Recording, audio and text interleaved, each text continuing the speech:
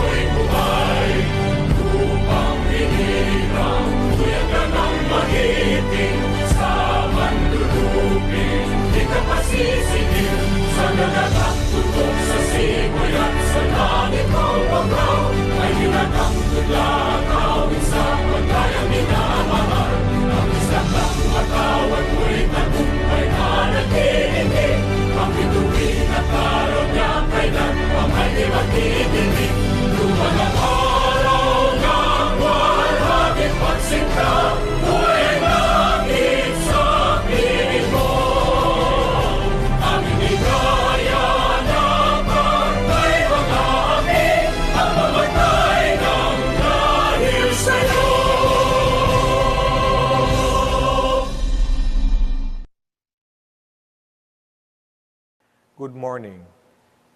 The quest for peace is continuing and in many ways elusive. It is therefore important to keep the conversation on peace alive. It is in this context that we hold this year the 6th Mindanao Peace Studies Conference, organized and hosted by Father Saturnino Urius University in cooperation with GIZ. We all know that the pandemic has caused a great disruption in the way we do things, including the project of peace. Our theme for this year is Peace for Mindanao in the New Normal. It aims and hopes to tackle issues related to peace as impacted by the pandemic. It is therefore my great pleasure to once again welcome you to this Mindanao Peace Studies Conference, and I am sure that all of us will find the discussions, the presentations, fruitful and engaging. Once again, welcome. Warm greetings to everyone joining us through Zoom, Facebook Live, and YouTube. It was in 2015 when FSUU started to invite all dedicated peacemakers, builders, and advocates from the academe, private and public sectors, government, non-government, and civil society organizations to get involved in discussing diverse peacemaking approaches in Mindanao. The purpose was to provide an academic space for objective and balanced discussions on peace and ideology, education, resource-based conflict management, and other pertinent matters in achieving peace in Mindanao, as well as share experiences, knowledge, and information on the framework of peace building, and discover participatory mechanisms and humanitarian interventions. In 2016, the second installment of the conference was held. This time, a two-day event was held, which included a venue for junior scholars, musicians, dancers, and visual artists to showcase their capabilities and talents. Likewise, the Indigenous Peoples Forum provided an opportunity to hear the marginalized voices of our brothers and sisters from the different indigenous communities in Agusan and nearby provinces. The third, fourth, and fifth installments of the Mindanao Peace Studies Conference followed the same design as the second conference. The number of paper presenters and participants of the different tracks increased constantly throughout the 5 installments of the Peace Conference. Indeed, the Mindanao Peace Studies Conference succeeded by being true to its causes and objectives, supplemented by its commitment to constantly improve. Today, we are gathered for the 6th installment of the Mindanao Peace Studies Conference through a series of webinars. It bears the theme, Peace for Mindanao in the New Normal, which espouses the advocacy of the pursuit of peace through understanding ways to move forward amidst the limitations and challenges brought about by the preventive and causative measures of the COVID-19 pandemic. We are in a volatile, uncertain, complex, ambiguous, or VUCA world with the resultant chaos brought about by the effects of COVID-19 pandemic that in turn has brought to light unseen socioeconomic and cultural irregularities. The blight of COVID-19 is aggravated by the challenges brought about in a context where violent extremism is anew on the rise and effective strategies are needed for peaceful and inclusive conflict transformation. We are in the midst of a borderless campaign to battle global hunger, violent extremism and terrorism, shortcomings in governance, internally displaced people, gender bias, and others. For quite a number of years, Mindanao and its peoples have witnessed and experienced the savagery of numerous forms of conflict. The results of such have been cruel. From the unending cycle of multiple displacements by hapless communities to depleting our nation's fiscal health. In all these conflicts happening around Mindanao, the most marginalized and vulnerable were made to endure the profound and unceasing pains of conflicts they never wished to be part of. This year's Mindanao Peace Studies Conference 6 aims to create a network of people marching towards a common goal in the new normal for peace in Mindanao.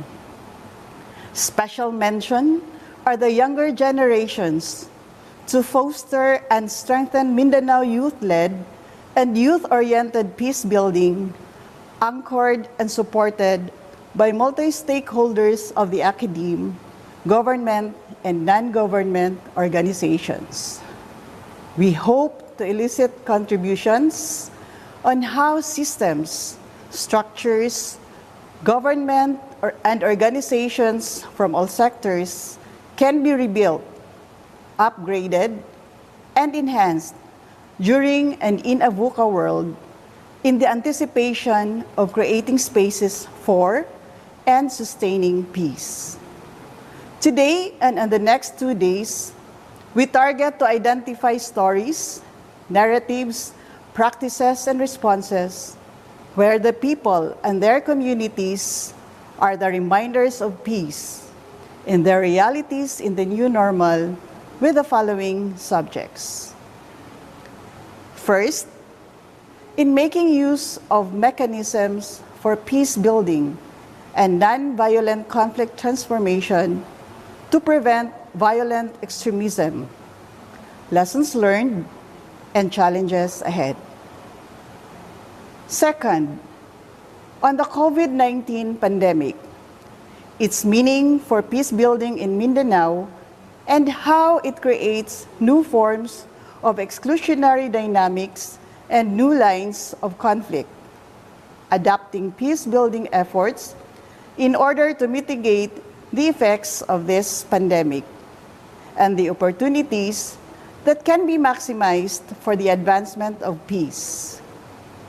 And third, is on the role of social media on youth-led and youth-oriented peace building.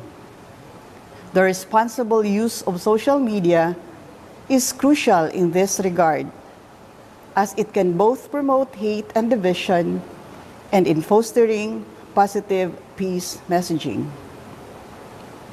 Furthermore, this conference, through a virtual vehicle, aspires to deliver and to disentangle the different previous practices and modalities, and somehow transition and bridge them into the new normal in order to showcase transformative and developmental change.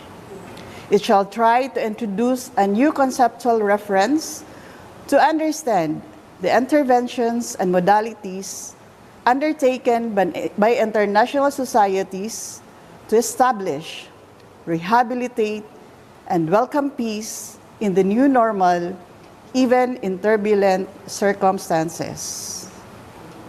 Ultimately, there will be no peace until we respect the intricate value of human dignity and identity, governance, justice system, and other matters of the communities in Mindanao.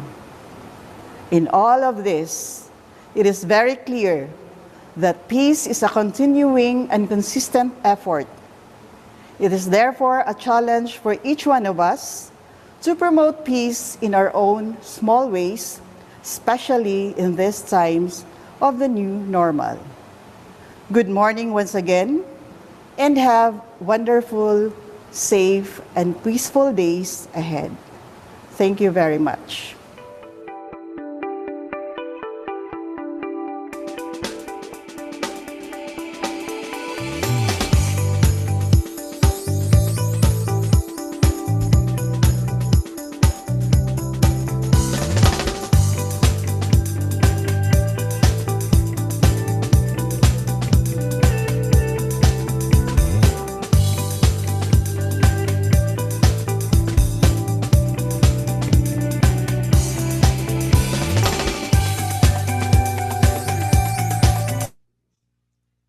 Good day, everyone.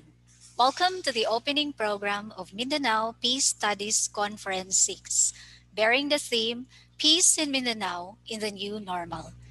This conference is initiated by Father Saturnino Orius University in partnership with Deutsche Gesellschaft für Internationale Zusammenarbeit, or GIZ. This is going to run for 3.5 days, beginning today up to the 26th of November 2020, culminating on FSUU's weekly show On the Sunny Side live in Facebook. I am Arlene Floretta. I am from this university and I will be your facilitator this morning. So we have just watched the president of FSUU, Reverend Father John Christian Yu Yang, in his welcome message. With that, we would like to acknowledge our participants from various government and non-government agencies, community organizations, healthcare providers, Forum ZFD, religious organizations, and as well as those who are coming from the academe.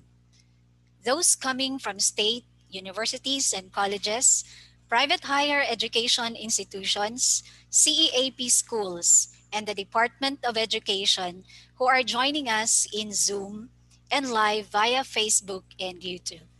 Thank you so much for being with us. On the other hand, we also thank Dr. Sherlene Midori T. Alegre for giving us a short history of the Mindanao Peace Studies Conference on the last 5 years and on the very comprehensive reflection on the theme for this 6th conference. Thank you so much, Dr. Alegre. This time, it is also but proper that we hear a message from our partner, GIZ. This will be represented by the Principal Advisor of UCAP, or Strengthening Youth for a Culture of Peace and Nonviolence in Mindanao. Ladies and gentlemen, please help me welcome Ms. Guni Shwitala Roof. Good morning. Mayon Buntag, Magandang Umaga, and Guten Morgen, as we say in German. Very warm welcome to this conference, also from my side and from my home here in Makati City. And first of all, I would like to congratulate FSUU again for the perseverance in setting up this sixth peace conference under such very particular and difficult circumstances, called Peace for Mindanao in the New Normal. And why am I so thankful they set up this conference in a virtual format? Because it's all about connectedness. I feel connectedness in times as these is even more important, staying connected for the sake of peace building. And I would like to further shed a light on the whole issue of being connected and connectedness for peace building from three different perspectives. First perspective, from a perspective as a peace builder. I remember I read about the first studies, I read through the first studies on how will COVID-19 impact peace building, especially local peace building on the ground. What will be the challenges? And a lot of challenges were named. For example, COVID-19 as a trigger to make vulnerable communities in conflict-affected areas even more prone and more affected and more vulnerable, and also polarization. COVID-19 as a trigger for not inclusion, but more exclusion. And it was said in the beginning by Father Young already, and also in the initial video, how can we find answers? And I think what was said as well, and what I very much support and would like to emphasize on, is it's not only about finding answers, it's about having a space to connect and ask questions. So how can we overcome these challenges? What could be our responses? And the like. But with all the challenges we have to face as peace builders, also opportunities come along. And I think there are opportunities in making use of the digital space for peace building and for staying connected for peace building. And there, my second perspective comes into play, I would like to focus on. And that is what was mentioned already by Mrs. Alegre, that's the young people. I think the young people, young adults and youth have a very important role to play in this current pandemic and for peace building. Not only because they are digital natives, but also because they don't fear innovation. They just do it. They make use of the digital space. They are the ones who can help us to learn more about how can we use new technologies and the digital space also effectively for peace building and for inclusion. So they are actually the ones who can help us to stay connected now in these current difficult times and for peace building. And last but not least, my third perspective is a focus on the educational system and educational institutions. So in my very personal perspective, the whole educational system was really put upside down by this pandemic. But it reacted very quickly all over the globe. Educational systems, educational ministries, schools, universities, they immediately also started to ask themselves the question, but how can we keep a space? How can we keep the space for learning, but also for peace education, for reflection, for critical reflection, for putting oneself in the shoes of another person? And I think FSUU and this year's Peace Conference is a very good example on how, despite all odds and all challenges we have to face under the current COVID-19 pandemic, we can keep these very important safe spaces to discuss on peace building and to stay connected in times of COVID-19 and for peace building.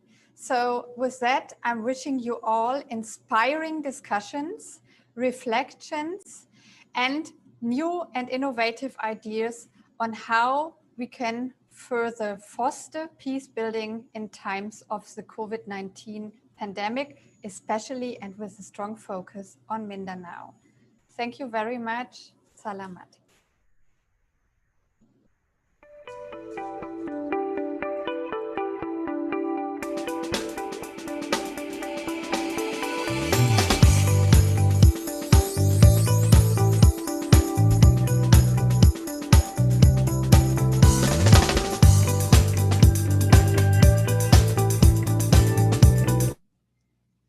Thank you so much, Ms. Guni and GIZ, for supporting us to stay connected, to provide space for critical reflections and asking questions in this new normal amidst the pandemic. So GIZ is a German service provider in the field of international cooperation for sustainable development and international education work.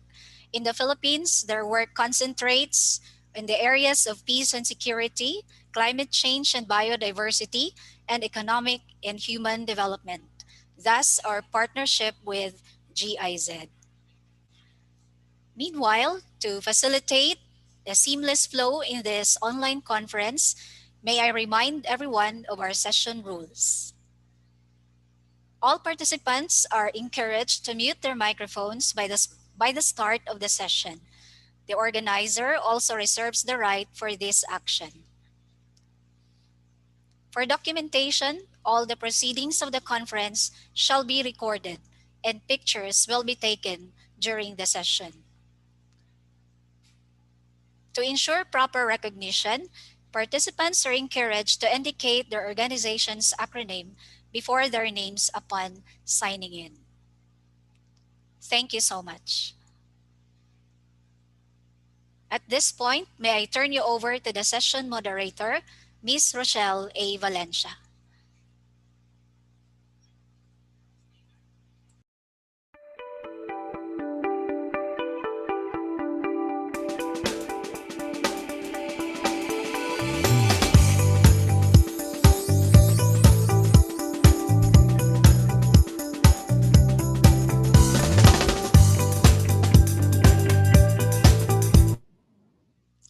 Maayong buntag sa tanan.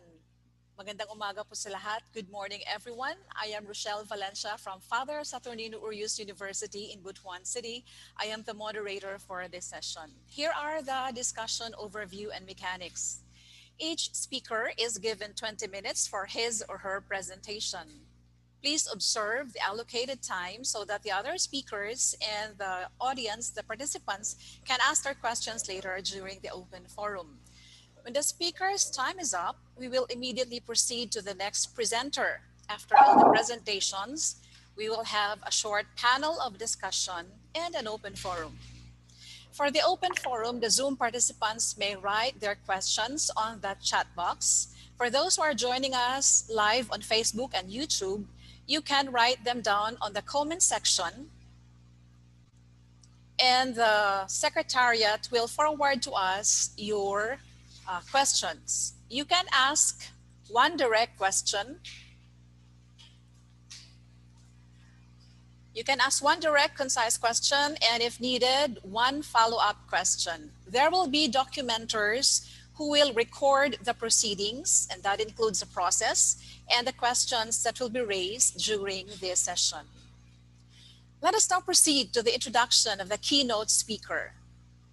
The keynote speaker for Mindanao Peace Studies Conference 6 is a Mindanaoan. His field of expertise includes community development, conflict transformation with focus area on the academe. He is most interested in interreligious dialogue, especially in the South, Central Mindanao, and in conflict-prone areas in Autonomous Region in Muslim Mindanao, or ARMM. He is the founder and the current executive director of the Al-Kalam Institute of Islamic Studies, or Islamic Identities and Dialogue in the Southeast Asia at the Ateneo de Davao University. He is consultant to local and international agencies, on conflict transformation and socio-political landscape in Muslim areas in Mindanao. Ladies and gentlemen, it is our honor to present to you the keynote speaker for this conference, MP Dato Mussolini Sinsuat Lidasan. Okay, Bismillahirrahmanirrahim. Assalamualaikum warahmatullahi wabarakatuh. In the name of Allah, the most gracious, the most merciful, blessings and peace be upon our Prophet, his household, and his companions. And sa inyo pong lahat, magandang umaga, good morning, and Assalamualaikum. It just so happened that right now we are also having a public consultation for the Bangsamoro Education Code. As the head of the panel, I requested the consultation to give me at least a few minutes. Nag-break silang yan, and then I'll go back there and finish my task. But since this conference is very important to Mindanao, and I told the participants that they could give me a short time to be with you. So allow me to read my message for this conference. First, I would like to express my gratitude to the Father Saturnino Urdios University, the organizer of this event, for inviting me, and especially to the University President, Reverend Father John Christian Young. I was in Butuan City just a few months ago before the pandemic hit the entire country. I continue to be awed and inspired by the level of development your city has achieved. I would like to give credit to your local government, its partners and stakeholders, both from public and private sectors, and development planners for spearheading initiatives that are designed to unleash your city's full economic potential while underscoring the importance of peace. I am deeply honored to be part of the Mindanao Peace Studies Conference, to be in one online platform with our peace partners from the religious sector, academe, civil society, and government. I'm glad to see a lot of familiar faces, especially our partners from the international donor community, particularly the German cooperation, whom we have been working with for so many years. Your presence here is a testament of your continued and steadfast commitment to help in realizing our peace and development agenda. As a member of the Bangsamoro Transition Authority and a longtime peace advocate and development worker, I have seen how foreign donor agencies have played a pivotal role in pushing forward the nation's peace process.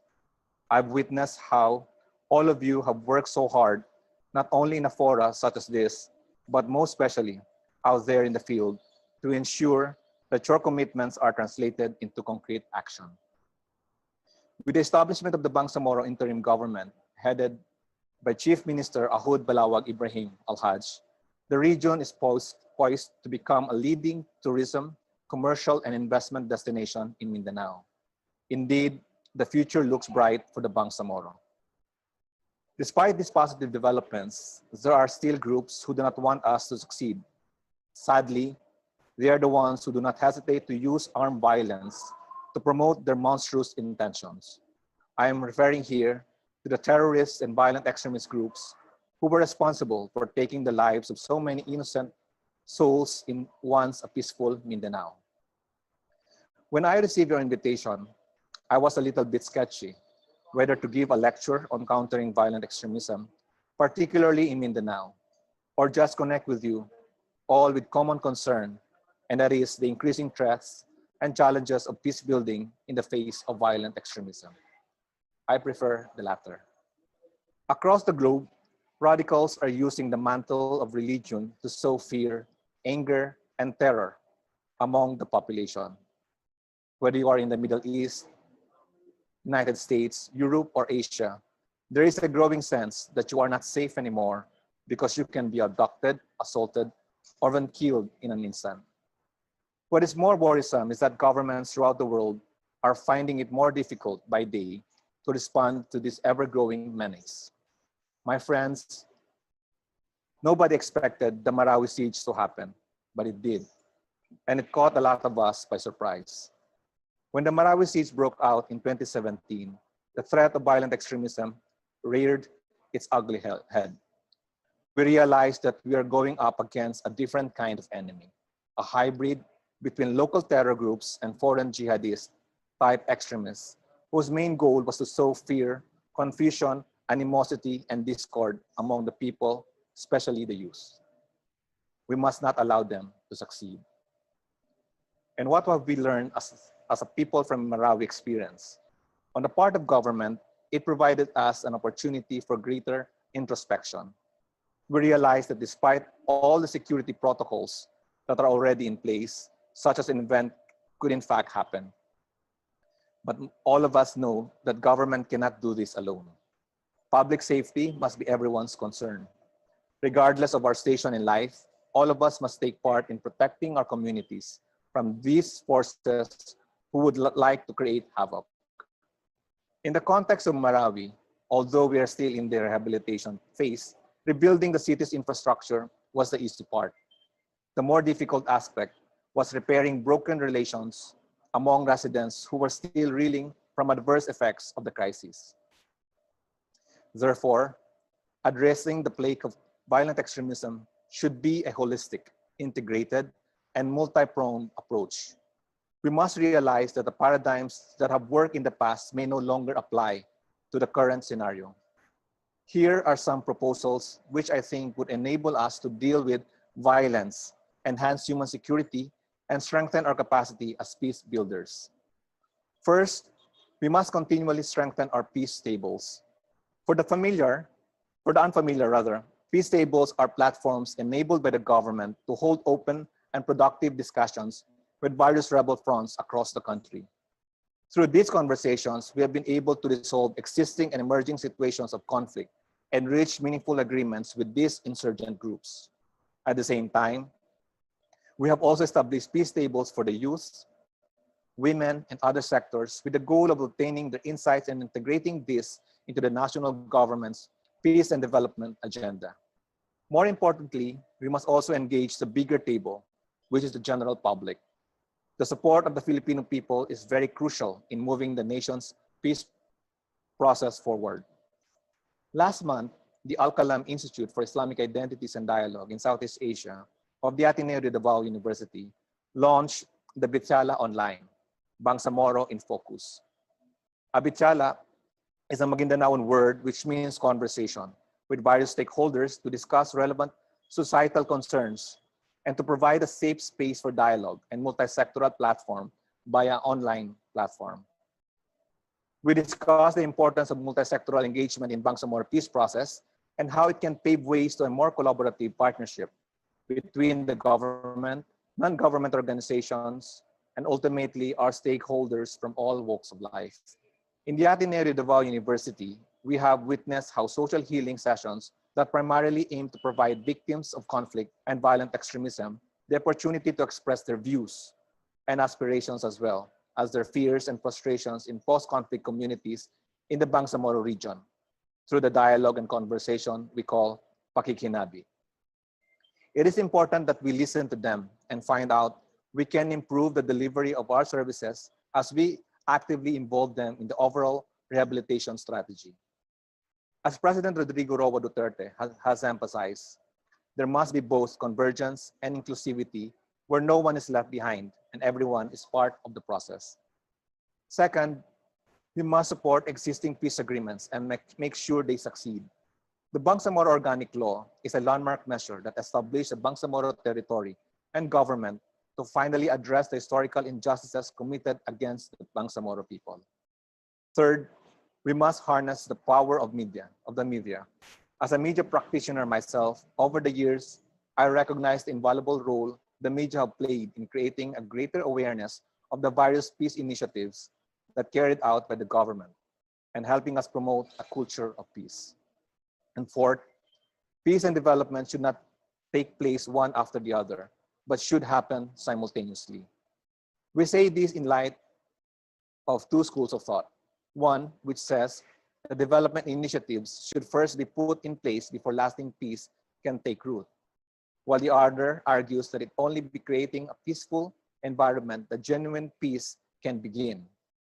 While both concepts are right, we believe that like the wings of an aircraft, both must work as one in order for the plane to take flight. Moreover, peace and development must be inclusive, where everyone is part of the process, regardless of ideology, tribe, or religion. My friends, all of us here play an important role, big and small, in this undertaking to not allow violent extremism engulf our hopes and dreams to make this country a safe place for our children and our children's children. This may sound a cliche, but as a father myself, I know I have to do something to protect my children, my family, and those who hold dear to my heart.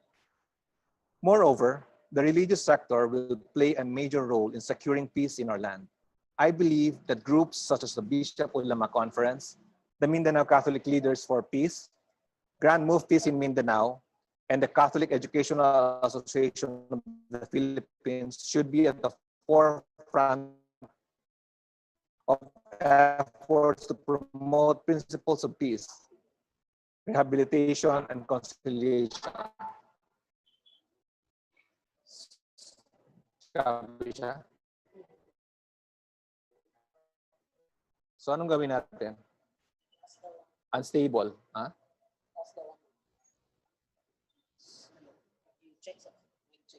Mic check. Okay ba? Please go ahead, sir. We can hear you. Please go ahead. Okay, sorry. Okay. Moreover, the religious sector will play a major role in securing peace in our land. I believe that groups such as the Bishop Ulama Conference, the Mindanao Catholic Leaders for Peace, the Grand Muftis in Mindanao, and the Catholic Educational Association of the Philippines should be at the forefront of efforts to promote principles of peace, justice, reconciliation, and the protection of every human rights. Academic institutions, such as the Father Saturnino Urdius University, can provide a platform for an open and continuous dialogue among stakeholders. It is through these discussions that we will be able to surface key issues and formulate recommendations on how to best address them in the age of technological advancement. Like what Saint Mother Teresa of Calcutta once said, and I quote, "None of us, including me, ever do great things, but we can all do small things with great love, and together we can do something wonderful," unquote. Already, we are doing something wonderful and meaningful today. We will do great things together that will have a sustainable impact towards common good. No matter how difficult the circumstances are right now, when our country faces COVID-19 pandemic and a series of disasters due to changing climate, we believe there is still hope for the people of Mindanao and the rest of the Filipino nation as a whole. After all, this is our only home, our common home called Mindanao. As we gather here once again to pledge our support to our sisters and brothers who are greatly affected by conflict, let us keep in mind that our main goal is not only to help in reconstruction and rehabilitation of destroyed communities, but more importantly, help prepare the social fabric of society that had been torn apart by violent extremism and religious radicalism. May this occasion serve as an opportunity for us to once again come together and show our commitment to Mindanao. But beyond your pledges of support, we hope that all of you will continue to join us in our journey of bringing a just and long-lasting peace and sustainable development in Bangsamoro region, in Mindanao, and the rest of the country. The Mindanao Peace Studies Conference provides all of us an opportunity and a timely venue to study and view things from the same lens, the peace lens. Though we may come from different tribes or religions, or may have divergent belief systems, we are all united in pursuing the path of peace. Rest assured that the Bangsamoro government is with you as you carry out your crucial role in peace building. At Alcalam Institute of the Ateneo de Davao University, we will continue to implement projects and activities that will strengthen social cohesion, mutual understanding, and social healing in post-conflict communities in Mindanao. May all of you join us as we make our journey towards a peaceful and progressive Mindanao. But before I end my message, today I received a text message from Father Albert Alejo. informing me again of the anniversary of the Mindanao massacre. Remember how we tried to help the people of Mindanao back then.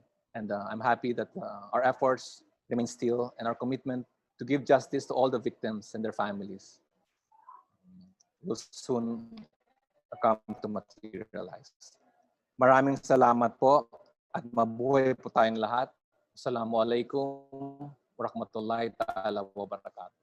Thank you so much.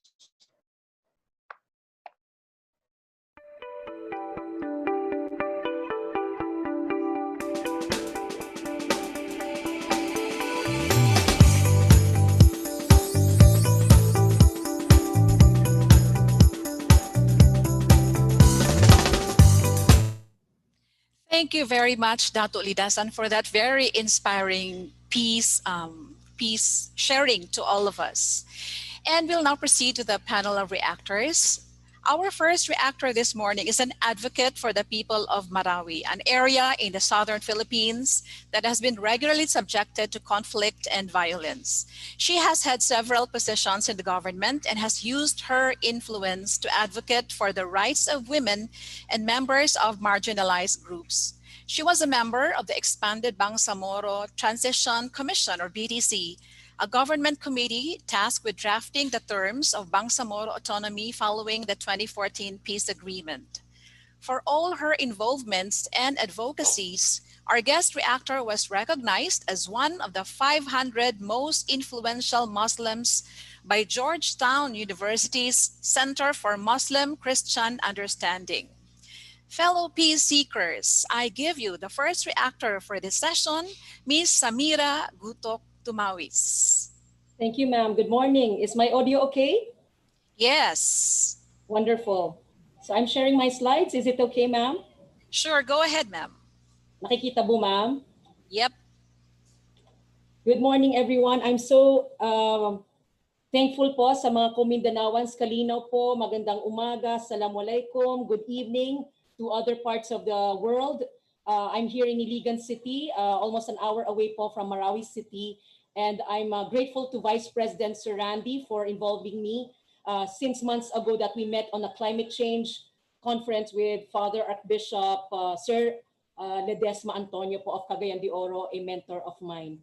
Napakalaking bagay po ang presentasyon ng ating brother, MP, my colleague in the BTC, Bangsamoro Commission in the past, bilang isang civil society partner po ng pag-push ng Bangsamoro Organic Law and pag-push po ng interfaith dialogue in the year of interfaith, no? Dapat na pag-uusap, napaka-vital po that we are tackling with the young people and the academe the value of this idea of violent extremism, very hotly contested even by the Muslim world or the Ummah.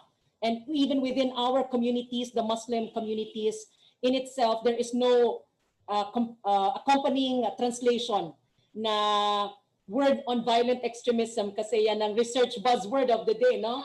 So maybe finding out the complexities that surround it, finding out how we can get involved further is also one of the ways forward, no? Na maitulong natin sa ating speaker who is involved now in government. So importante po is to show and share in this conference of initiatives that are already existing. There is a long history with Father Chito in Marawi City of so-called Muslim-Christian dialogue efforts.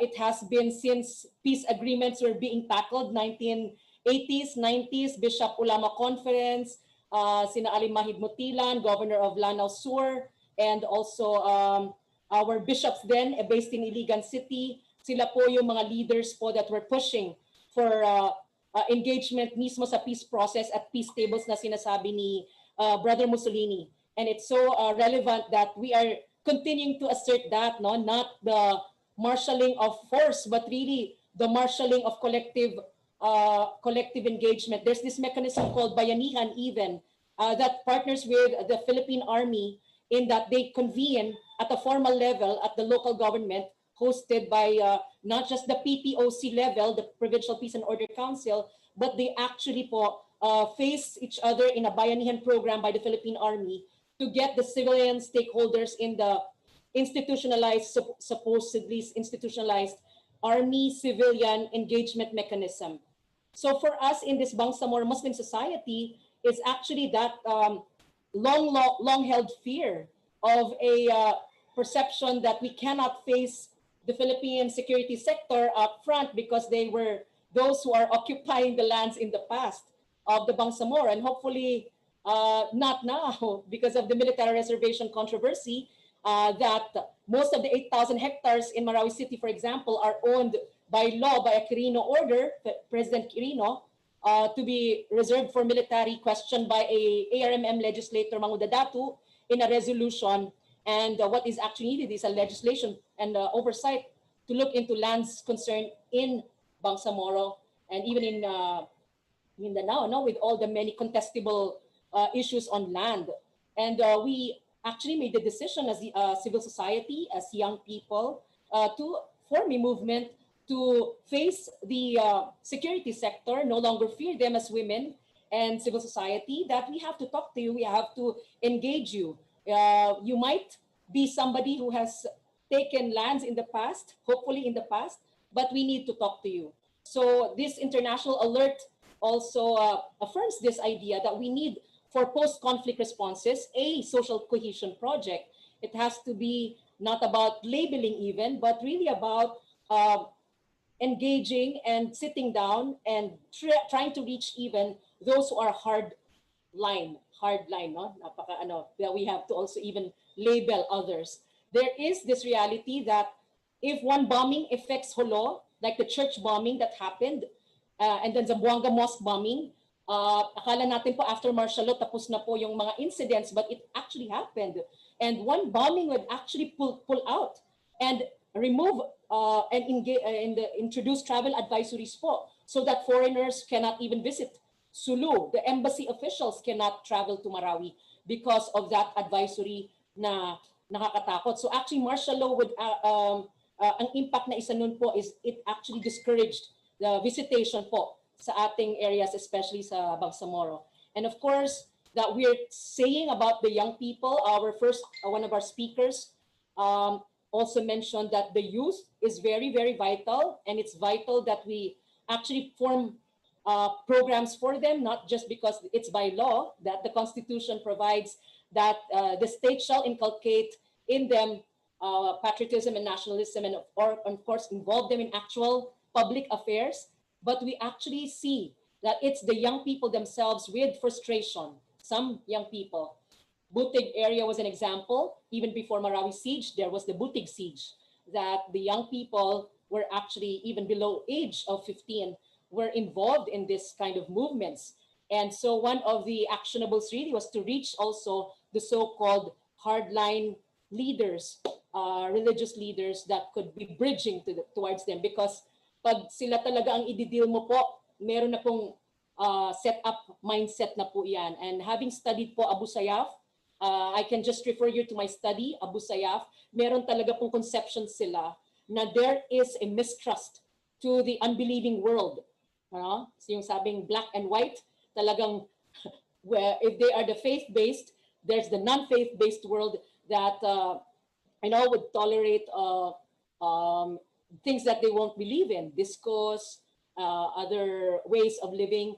So yun po yung mga, we have to contend with that kind of mindset. And yes, the dialogue processes are there.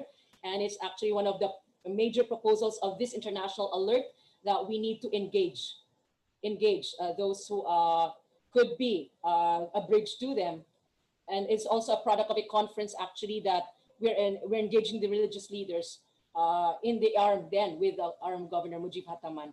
And so it has been traditionally a security-driven approach by government. And we've seen it with not just martial law, 1970s, also this recent, but even in the past, 300 years of Spanish rule, that the Moors are kalaban, and therefore you have to kind of use this force of Christianization so that they can be civilized. And that translated into the Americans trying to civilize us as well, that there is a Bureau of Wild, non-wild, and civilized, Bureau of non-civilized, if that's the, so there's this government mechanism, under the colonial setup, that you have to actually kind of program so that we had American governor generals in Lanao areas, in the Muslim areas, and ang kanilang programa nga is to educate, assimilation programming. So that in my research on anti-terrorism, the Abu Sayyaf, pag nilabel mo talaga yung isang tao as terrorist, and then syempre nangyari sa America 9/11, I don't know what the Biden US presidency would look at, but the Democrats would essentially also, I think, support still anti-terror operations, anti-terror war. That is the example of Marawi. They were actually looking for Hapilon upon an FBI warrant. So they were actually looking for Hapilon. Meron pong bounty, di ba po? Di ba may wanted list po yan. Si Hapilon from Basilan was in Marawi for that assembleya po na tabligs. Ito po yung mga nakaputi na mga lalaki. And then yun po, looking for him, ni-serve po yung warrant sa kanya, tapos nag-resist, tapos yun po yung highway po na cordon na po nila, and yun na po yung yung nangyari pong siege, no? The exchange of fire that led to exodus of people leaving Marawi from May 23 onwards po, and therefore 5 months na po of war, one of the longest urban warfare ever seen in recent history, even in Asia. So tingnan mo po yung impact niyan. And sabi po nga, there's no displacement bill, resolution, or law in place. And also that Mindanao, to cite, is one of the climate change risk areas then, no? I don't know if you're part of the protection cluster. It's a group of agencies, including United Nations, that monitors displacement. Pagalungan Maguindanao in September, October was facing floodings. Nauna po ang floodings pa rin sa Mindanao. And this is not just about climate change impacting us as communities, displacing communities, but even much more so conflict lalo. So napakalaking bagay po. And of course, the police would say, lumiit, kumonti po yung krimen, COVID and martial law. So this is 2016 eh. But the point is that po, there is still the various organizations, you saw that earlier, that are still existing. Hindi po yan decimated, yung Abu Sayyaf. Kung meron mang disgruntled na mga MI, may 6,000 ka pa mga empleyado na naalis sa ARM, and the multiple realities that we have to contend with, really. So multiple vulnerabilities as Mindanaoan, I would say, is something of concern to us, Mindanao Conference, because as academic people, as researchers, we have to interconnect, as the speaker said earlier, and interconnecting the reality where Surigao, Butuan, tayo sa Davao are hosting the Maranao vendors, the Moro communities who are studying higher education po sa atin. And then po, when in Manila po or when in Luzon, hindi po naintindihan ng ating mga host communities po yung kultura. Meron daw black flag sa isang vendor and therefore terorista. Napakalaking ano po yung misunderstanding. Di ba po? So, Salik is here. They hosted a Mindanao NOW Summit, and one of the debates nga there was violent extremism ba talaga dapat ang terminology. So, can you imagine? Centuries has deprived us of educational attainment, registry of our lands. Ang contest ngayon is land, multiple titling, at sana po hindi nga mga nakulit na more MILFs will become rebelling, because syempre alam niyo naman, power transition has its complications pa. And now talk of elections na ang pinag-uusapan. If there would be a bill that would postpone BARM elections kasi hindi pa nga tapos ang ating lahat ng codes of government na kailangan ng BARM. Historically, it is a story of dispossession. And this is I'm grateful for the research ni Naaying, Raisa Jajuri MP's office in the past BTC, that they were able to compile all these files. And of course, a shout out to Professor Rudy Rodil, who is the master of land understanding, geographic maps understanding of how indigenous peoples and Bangsamoro peoples were dispossessed of lands throughout time, not to talk of even the American laws that made possible Regalian doctrine and torrent system. And therefore, pag wala kang titulo, hindi pa tayo titulado. Napakaraming kababayan natin hindi titulado dahil hindi pa nag-uusap ang magkakapatid ng mga tribo-tribo, di ba? Kanino itong lupa? Because the lupa is God's, di ba? Amana, trust. And yet we have to, because that's already the evidence that you do own a property. And so in the Supreme Court decision, we remind ourselves that there is an issue of land dispossession. And if corporations our mining companies are taking over lands, then I think it's academ's role, our role, not to have more rebels and therefore violent extremism, terrorism out there, di ba po? So by Supreme Court cases, meron na pong acknowledgement that there is dispossession of lands happening, even not just among Bangsamoro. And our call out to equals and all the INGOs out there, please look at the cost of war, expenses. You've had a martial law 1970s that was expending almost 1 billion pesos under the dictatorship of 20 years. Dapat pera po na na-educate yung mga kabataang Bangsamoro and make them become generals, policemen, and we don't have one general na Bangsamoro go in the head of the Bangsamoro police. Can you imagine the irony of it? You want us to address violent extremism, but you're not assigning people who understand the religious text that will involve and dialogue with our religious leaders. So can you imagine ilang tablets ang na-afford sana ng pera na yan? I cannot imagine po na pinag-aawayan ay eleksyon, pero ang leksyon ng Marawi Siege ay walang edukasyon. Ang mga kabataan, napakarami pa pong walang CR, tubig, ang sanitasyon, ang sakit, ang problema po, disease. We are in the place where the poorest of all human indicators is existing. Family planning is not a buzzword, even if it's an INGO project.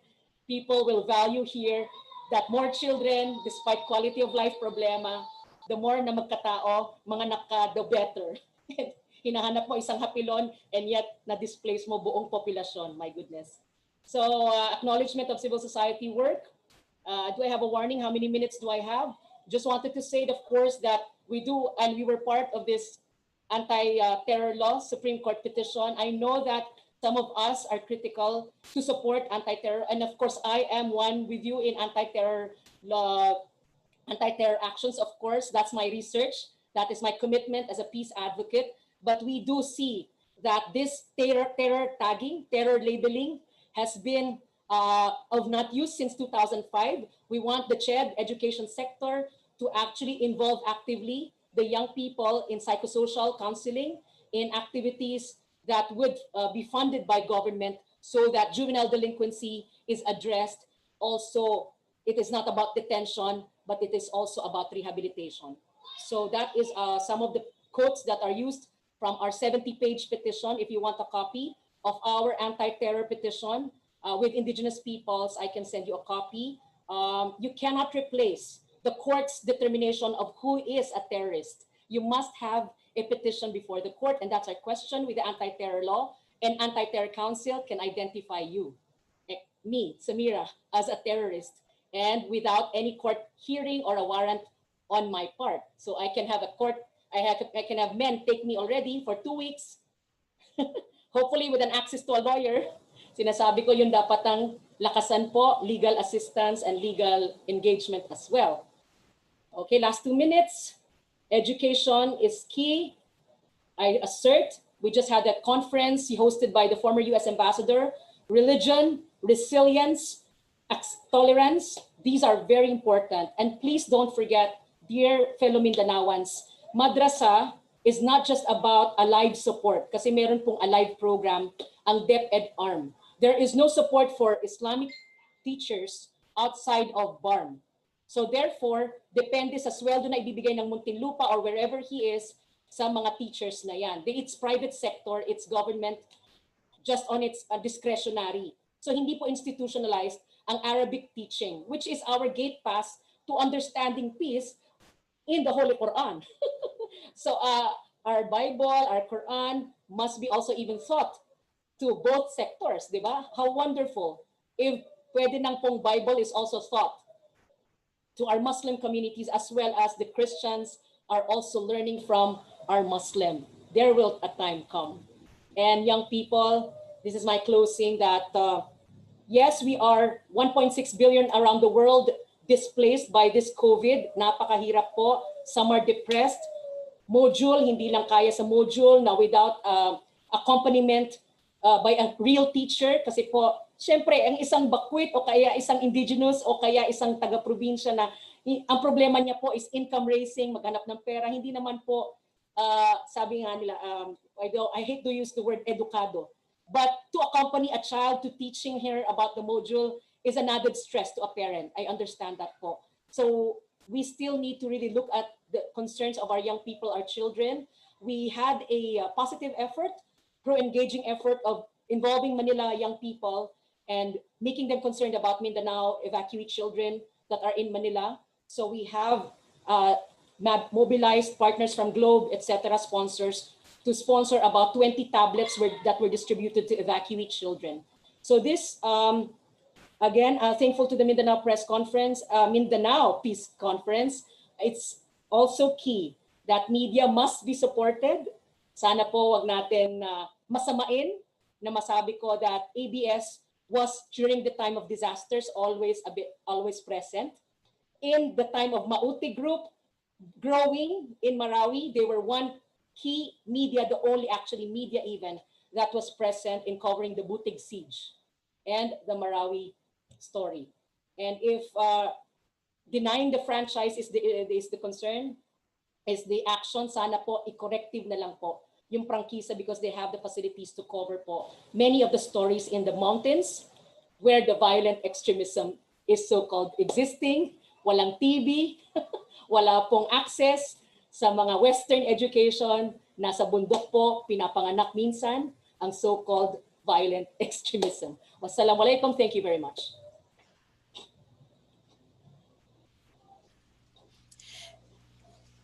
Thank you very much to our first reactor, Ms. Samira Gutok Tumawis.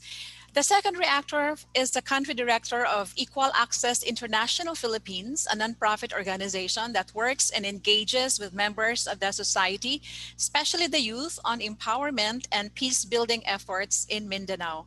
His work revolves on social behavior change through effective communication methodologies and positive alternative messaging. His vision and work to build a just, peaceful, and humane society for the youths of Mindanao, especially the Bangsamoro youth, brought him important awards that validated his tireless efforts. Fellow peace advocates, the second reactor for this session, please welcome Attorney Salik Egzan Sharif Jr. Maraming salamat po, and let me start by extending Assalamualaikum warahmatullahi wabarakatuh. Kalinaw sa atong tanan, mapayapang araw po sa ating lahat.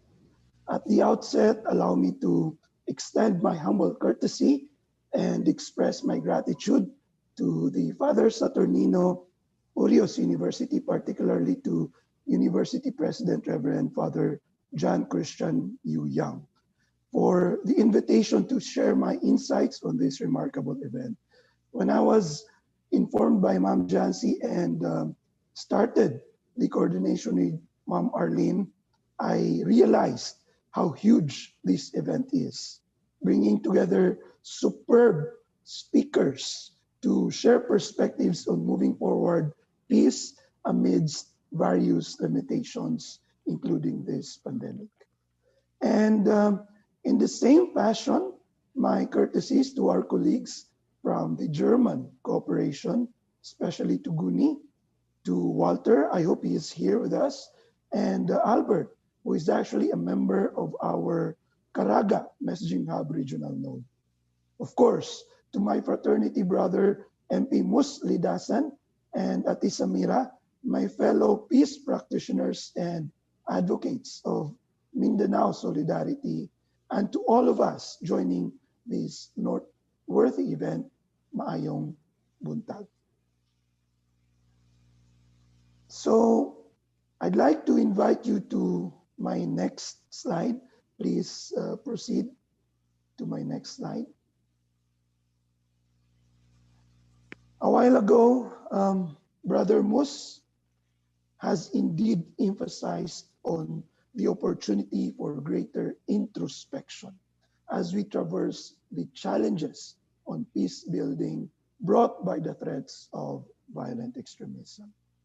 Preventing and countering this strange phenomenon equates to a realm of policy, programs, and interventions designed to prevent individuals from engaging in violence.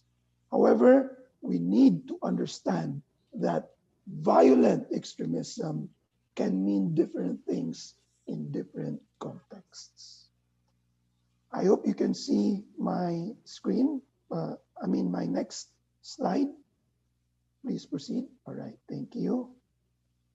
So in a comparative study conducted by the United States Institute of Peace, they have observed that while there are similarities in the push and pull factors of extreme violence in different conflict-affected countries, including Philippines, it is established as a fact that local context plays a pivotal role in the success of addressing these factors.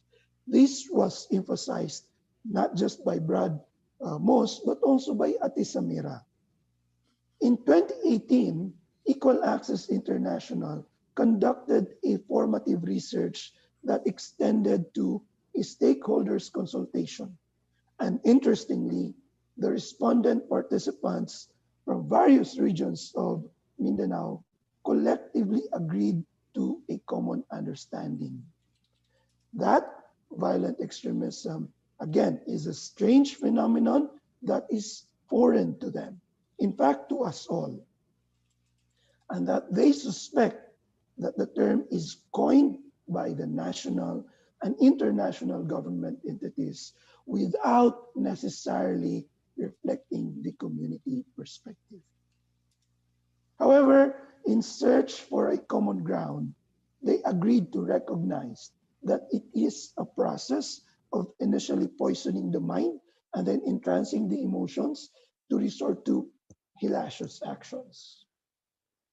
Allow me to again borrow the words of Brad MP Moose when he said that addressing this plague should be holistic, integrated, and multi-pronged. I believe that this is precisely the framing of the national government when it pushed for the whole of nation approach as a strategy under the National Action Plan on Prevention and Countering Violent Extremism, or what we call as NAP-PCVE. True enough, everyone should be part of the process because public safety is everyone's concern, or sometimes we call it shared responsibility. On my next slide, I want to emphasize that nonetheless, in trying to understand the interplay of drivers to violent extremism, we need to identify and face several significant interrelated challenges. As you may deduce from what I mentioned earlier, the Mindanao community is not ready to accept how violent extremism is defined at the national and international society. During the Honest Conversation of Peace held earlier this year by Equal Access as one of the pocket events of the broader Our Mindanao Summit in January 2020, this was mentioned earlier by Ati Samira, peace practitioners and network organizations feared that the definition would actually delegitimize the claim for right to self-determination if carried to its full extent. This is particularly the case of then ARM, now BARMM. This concern is also raised during the opinion survey on the Anti-Terrorism Act of 2020 held sometime in August this year. There were significant questions on how NAP-PCVE would roll out under the ATA 2020. Hence, contextualization is another challenge that we should consider to resolve. I think most of you would agree with me that what works in other country might not necessarily work in Mindanao.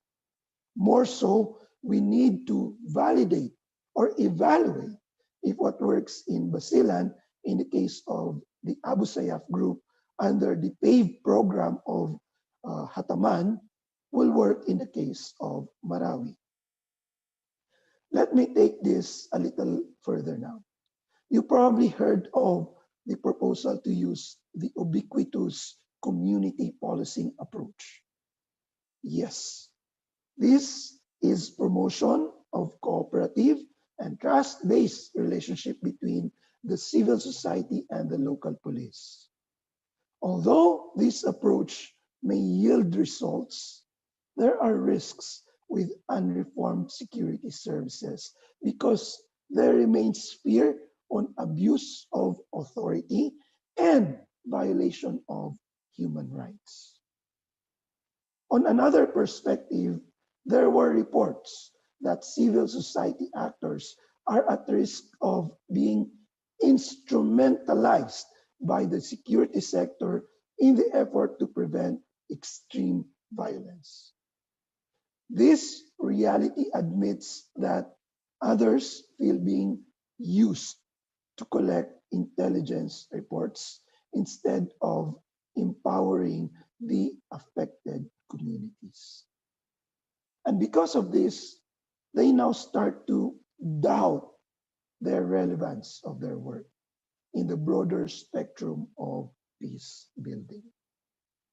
This is where the genuineness of a collaborative effort to involve everyone in professionalizing the ranks of our colleagues at the security sector becomes more compelling.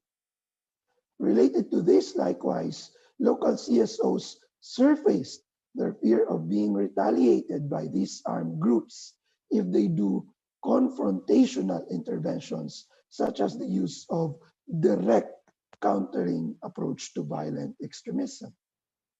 Again, safety at the local community level is a critical component of the do no harm principle that I will later reiterate as I talk about how the peace building techniques would best address some of these problems I am discussing now.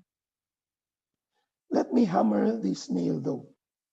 The appropriateness of who should intervene when, where, and how has become a matter of important discussion between the security sector, the local government units, and the civil society, including the academia. Another equally concerning is how to measure the impact of CVE initiatives.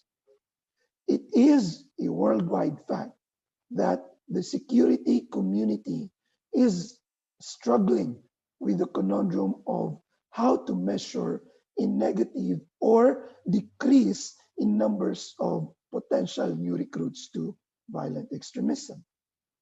At this point of time, I'd be very happy to hear anyone who could give guarantee that a particular vulnerable population is completely sealed off from any potential recruitment on violent extremism. I want to emphasize on my next slide. Please proceed on my next slide. Okay, thank you. That now that I am talking about these problems, it would be imprudent to say that they cannot be given solutions. Long versed in the challenges of conflict prevention, the peace building community and its related methods and practices can help develop a more expansive understanding of violent extremism, as well as its causes, and a more localized, inclusive, and sustainable approach to it. Platforms such as this, the Mindanao Peace Studies Conference, provide an opportunity to share across these effective peace-building methodologies that are applicable to resolving the threats of extreme violence. Related to this, I want to accentuate how the phrase transforming violent extremism is intentionally useful for equal access in its messaging hub technology. Looking beyond the mere dissemination of positive alternative narratives, a messaging hub technology um, is necessary to serve as a convergence platform among the existing initiatives and peace building networks.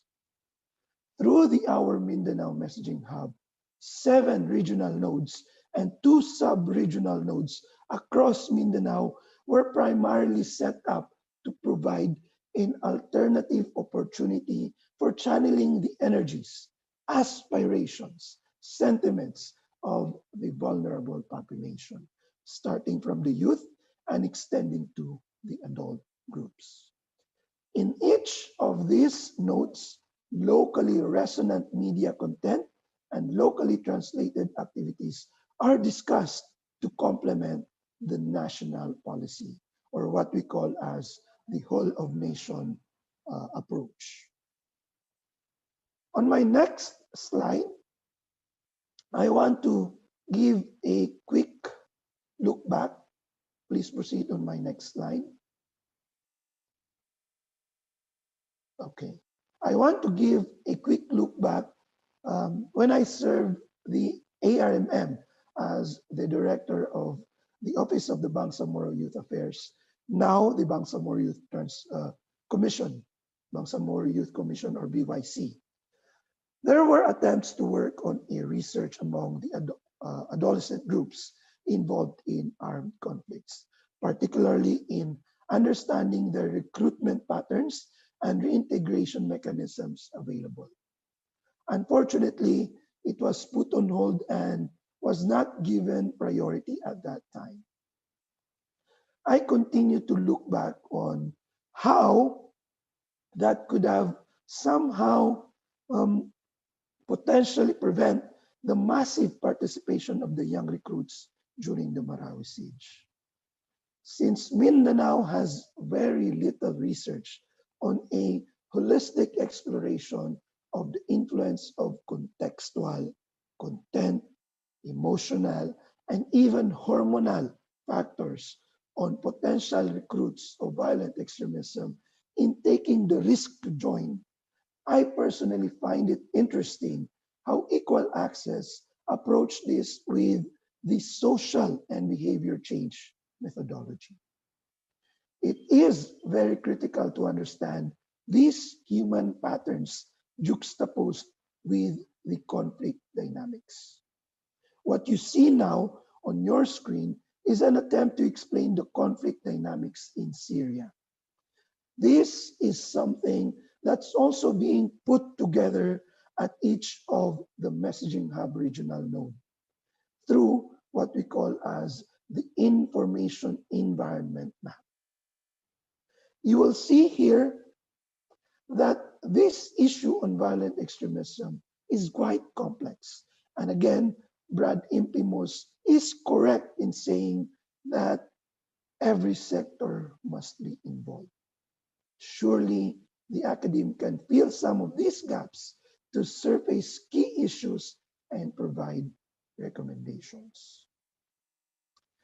On my next slide, I emphasize in my interaction with the peace building community of Mindanao.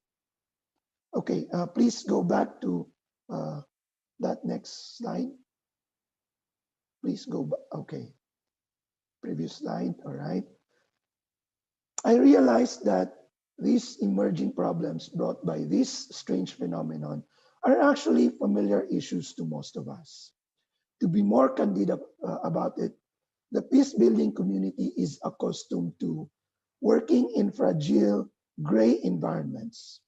This is why you will observe that while it's sexy to use the words PCVE in community interventions, most of the peace practitioners at the community level avoid to use the term by offering alternatives. This more expansive approach affords more explanation and a more nuanced analysis of causes, which in turn helps map more contextually relevant interventions. Local initiatives house a well-tested pedagogical library of teachable skills associated with empowering community actors. Working within existing local mechanisms, networks, and practices ensures sustainability, relevance, and impact of any conflict prevention program. This is the essence of local ownership. So we should not just look at existing peace agreements as mere symbolic milestones. Rather, the BARM's moral governance and the IPRA, or Indigenous Practices Rights Act, should be strongly supported to empower the local population. However, we need to approach this delicately for BARM to avoid any sweeping conclusion. I sense now that there's a bit of a digital divide on BTA extension because some are saying that they should not be held hostage of this transition. Moreover, DNH, or the Do No Harm practice, ensures that well-intentioned programs do not have unanticipated negative consequences because this adds value to program implementation. Over the weekend, I saw posts about how the ongoing initiative to highlight the role of women in peace building. Gender equity is poised on utilizing the significant and unique skill set of women as compared to mere equal representation in the negotiating table. What is certain is that both men and women are inherently part of the dynamics that push and pull an individual toward and from violent extremism. Thus, it is but right to involve everyone and all gender classification in the process. Another key point to support a non-securitized space for the CSOs is something that we need to contemplate. The community must be a primordial consideration in the success of any intervention. When trust is established let me rephrase that. When trust is not established or tainted with doubt, sustainability becomes worrisome. Very timely to plan forward is the security sector reform as a parallel program to local empowerment. When these two are in tandem, we are not only looking at armed conflict resilience, rather an impenetrability to any recruitment appeal for extreme violence. Finally, on my last point, the current definition of violent extremism restricts our view and limits our creativity in responsive interventions. This perhaps is one of the reasons why the spoilers of peace go viral in making twisted facts to tag certain religion, tradition, and institutions as peddlers of violent extremism. If we really want to use this term as well as its underlying approaches to prevent, counter, or better use the word transform it, then perhaps we need to expand its scope to accommodate the tried and tested peace building methodologies. And now, given that all these facts and analysis of the current circumstances of Mindanao, media and information maturity is more critical than mere literacy. Empathetic relationship building has become more necessary than countering narratives. And inclusive communication ecosystem is a response to alienation from the society as a conventional wisdom on causes of extremism. Yes, you are right at FSUU because we should continue to ask questions and find responses to peace because peace is not stagnant. It should not be stagnant. It should also continue to evolve through time. Again, maraming salamat po sa pakikinig at naway naging makabuluhan ang ating mga mumunting ambag sa usapang pangkapayapaan para sa Mindanao. Maraming salamat po. Thank you very much to our second reactor for your sharing. At this point, we shall go into a 5-minute health break. So it's only 5 minutes. We shall be back in 5 minutes for our panel discussion and our open forum. Stay with us.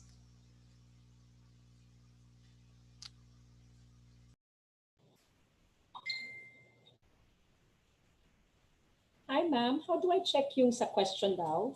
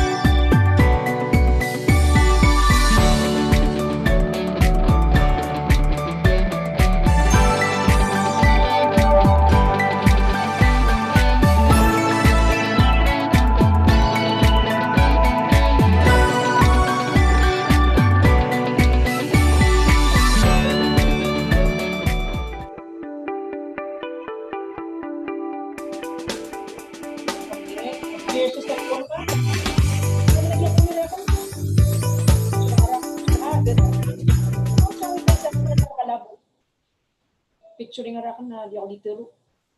May laman. Not malabo. Nyaw pa. Dahil, di man. Welcome back to Mindanao Peace Studies Conference 6, and we are happy to have you here with us on the next today and until Thursday. Here we are beaming live from Father Saturnine Urius University in Butuan City. As the Conference on Peace, the MPSC6 entertains members of different sectors, offices, organizations, and programs operating in society. It is nonpartisan and practices inclusivity of voices and perspectives from multiple disciplines. The challenge it hopes to put forward is against divisive politics and narrow discourse, and towards unity and working together. Now we shall proceed to our panel discussion.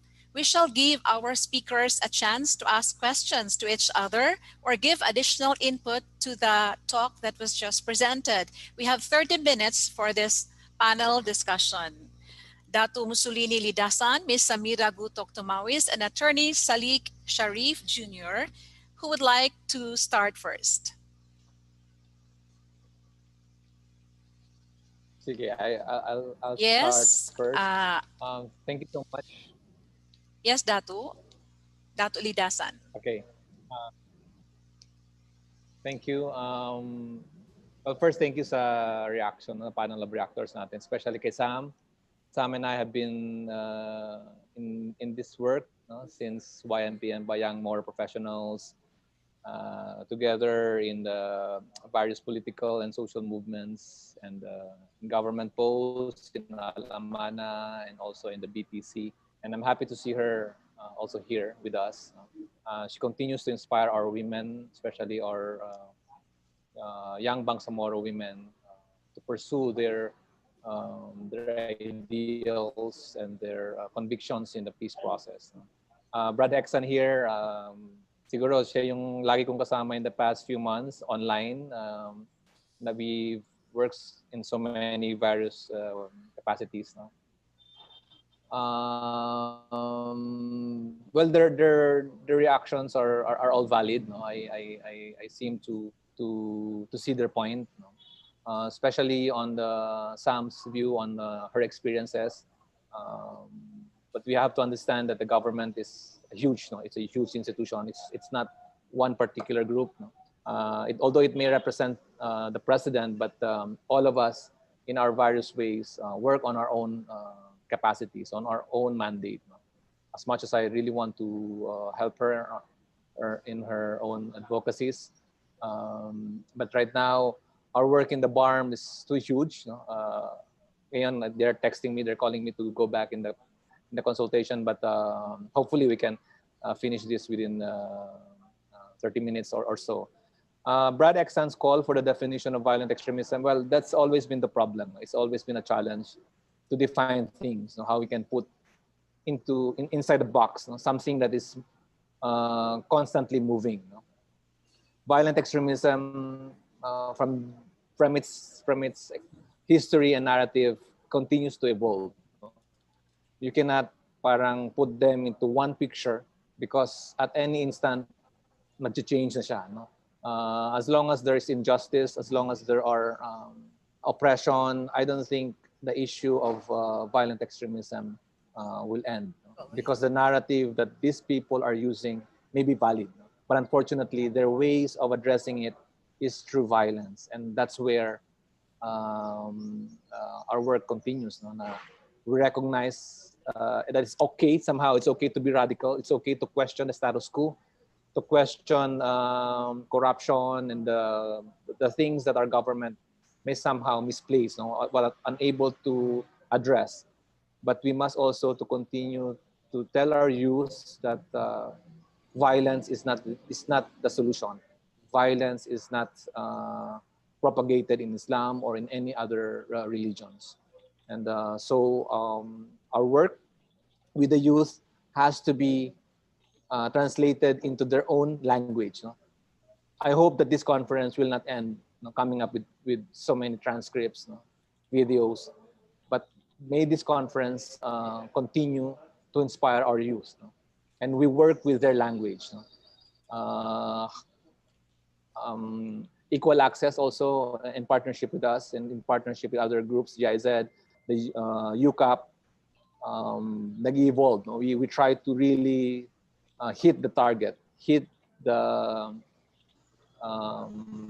yung tinatawag nating vibes, no? Yung vibes ng youth natin. Kasi otherwise, we may become irrelevant if we keep on talking about theories and principles that we cannot translate into the mainstream.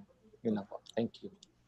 Thank you very much, Dato Lidasan. May we ask the other two reactors who would like to go first, Ms. Tumaris or Attorney Sharif?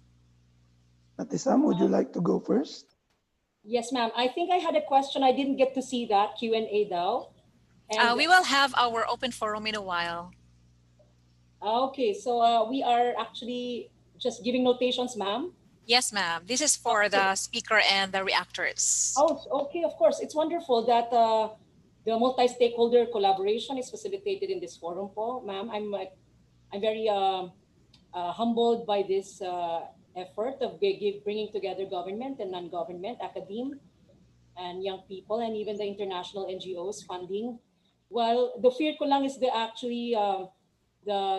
comment of others who would say we are talking amongst ourselves, the like-minded. The peace advocates are talking amongst themselves. So it was really for the challenge of on the dialogues and discourse on violent extremism is to talk to the so-called extremists. So how do we get that to happen? That's always the challenge actually in previous activities and forums and conferences is talking, they say, among the open-minded and the like-minded. But for me, talking to the like-minded and open-minded would also open up the channels to reach out to the non-open-minded. I think earlier you said about in one of your slides, to face peace is to face the enemies. I think that's what you meant. Yes, ma'am. To really reach out the hard line to the hard. Thank you very much. How about Attorney Sharif? Well, similar to what Brad Moose and Ate Sam have mentioned, we need to put here in this table different perspectives. By looking at different perspectives, we are also triggering the critical thinking skills of our audience. And that includes both the like-minded and even those on the other side, right? Because when we share these different perspectives and identify somehow what works best, what does not work best, and look forward all together into a more collaborative effort in, filling in the gaps, I think that's where we could, confidently look at the success in protecting and preserving our peace in our Mindanao or generally the Philippines. Because, the reality is that this cannot be done by a single organization, by a single individual, nor the government alone. Again, shared responsibility. We should be doing our own little ways to contribute to that collective effort in, filling in the gaps that could be potentially utilized as a recruitment narrative of those on the other side. Thank you very much. Any other additional inputs from our invited speakers? If there is none, then we shall proceed now to the open forum. Okay.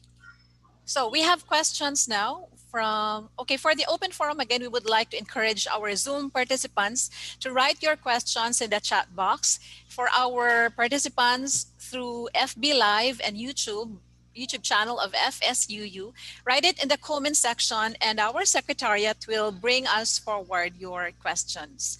So you can ask one question, one direct, concise question, and another additional question for a follow-up if there is a need. Okay, we have here one question from Vanessa Tagunayon. This is for Ms. Samira Gutok. Sorry, I didn't catch if Bangsamoro has conducted investigation on who assisted the terrorist in Maguindanao. Are they imprisoned or going through judicial process? This is on what incident, ma'am? The massacre? What incident? It mentioned about the terrorism in Maguindanao. Iba't ibang insidente po eh. So, I don't know if there's no parliament that I heard of na investigation na outrightly, unless Mr. Mussolini would know. But as you know po sa BOL, Bangsamoro Organic Law, there is a respect for the one defense, one army, one PNP concept. And so that's what I mentioned kanina po, that the security sector is really still nationally jurisdiction and powered by the nationals. Who gets assigned to a location is really national still, no? Nationally still determined. So investigation would actually even be determined by national even. So an incident, a security incident, can actually be proposed to be investigated by the parliament, but because the power to investigate policemen that are nationally governed by the PNP national should also come from Congress itself, the National Congress. So kaya po tayo stakeholders nag-uusap para po we are actually even becoming pressure actors, no? As always, the civil society would want to engage and would want accountability. We want incident reporting. We work actually kami po sa Marawi. Prior to the Marawi siege, we were actively working, no, with the policemen, with the military, General Murillo, who was working on the Butig siege and on the Marawi possibility of a siege, which happened, no? Sabay-sabay niyang inano yon, tinatrabaho na. That's why maybe the absorptive capacity even of the local forces was also at hand. Okay, thank you very much. We have another question from an anonymous source in one of our Zoom participants. This is addressed to the three of you, whoever would like to answer. It says, may I know what is your take on the rampant red tagging, especially the recent spread of tarpaulins in Caraga, accusing some people, example volunteer teachers, members of party lists, as terrorists. What is your take on this? Anybody? I think my slides would really show in the latter slides po that red tagging and labeling has its political implications. So political prisoners ever since time immemorial, di ba ma'am? Martial law po, may political prisoners. Until now, detentions po sila. It's very, very hotly contentious. Pero po like for instance, papasukan mo yung NGO sa Cagayan de Oro tapos i-accuse mo na may mga papel sila na mga questionable. Tapos ako mismo in a bus, I'm riding a bus. Tapos may nakita po sa akin na mga papel baka suspicious sa kanila. So really it's very kind of like the one slide I had is it's dangerous po yung detention without court appreciation of the facts. Kasi detention is at the security sector suspecting you. And yet we didn't have yet the confidence building measures. That's what I'm pushing for, ma'am. Ponduhan po yung mga bayanihan programming lalo. And then you will know. And the people will report. Sino po yung planning to do mga bombings. And even itself, yung planning itself, di ba po, it's a predicate act. It's an act not yet of criminal intention and yet can be suspected in the anti-terror law. Predicate act pa lang yun, thinking with all the papers around you. Ma'am Samira, here is a follow-up question on that from Father Randy. Can you share your thoughts on the politics of labeling vis-a-vis the phrase violent extremism? Yung labeling po, doon sa research natin po, when you write down terrorism, identify, example, Samira, terrorist, definitely ang policy na sa'yo is you're criminal. So that if you're criminal, yung sa paper na yun po, if you're terrorist and you're a rebel, you are going to be subject of operations. So kasi government policy, Gloria Arroyo time, that nag-all-out war sila doon sa Maguindanao, Balui, Lanao del Norte, because may mga terror elements. There was at that time sina Bravo, Lanao del Norte, that incident. So when you tag them and the National Defense Council, the security cluster identifies that area, nandyan si Mr. sa Tubaran, nandyan siya sa Lanao del Norte, Kauswagan, bomba. So that is the politics of it that I did in that research 2000. Matagal na po yung research na yan, 2004 yata po. So that is the impact of it po. When the defense cluster identifies terrorist and labels you as such, there may kaakibat na polisiya, and therefore no peace talks with you, no negotiation with you, no talking to you. Kasi nga, you're terrorist. You're not worthy of being talked to. So agad-agad, ikaw ay pwede i-destroy, pwede ka rin i-arrest at i-bring in sa otoridad. Thank you very much. How about Attorney Sharif? Would you like to have a rejoinder? Yes, sure. In our case, and personally, I'm looking at red tagging as something that we should not tolerate, and something that we should actually prevent if it's not evidence-based. Again, this undermines the function of our judicial system. The red tagging is somehow an approach na trial by media, no? Kasi pinapublish mo na outrightly and ginajudge yung mga nare-red tag. So it undermines the judicial department, the works of the judicial department. So I think this is why we should really work on how we should engage more, no, yung ating mga counterparts sa government sector, sa itong mga government agencies that are involved in the release of warrants, in the release of, who are suspects of this particular, say, for instance, new law on the Anti-Terrorism Act of 2020. We need to engage them, no? Para makita nila yung perspective ng civilian population, or perhaps the CSOs, no, or the academe that are being threatened by this kind of ill practices among the implementers, no. But then again, we also recognize the fact that there is really no perfect system. This should be a continuous advocacy, no, na pag-usapan, pagpaigtingin yung ating efforts in security sector reform. I did mention in my speech a while ago that, the community policing does not work if there is unreformed security sector, no.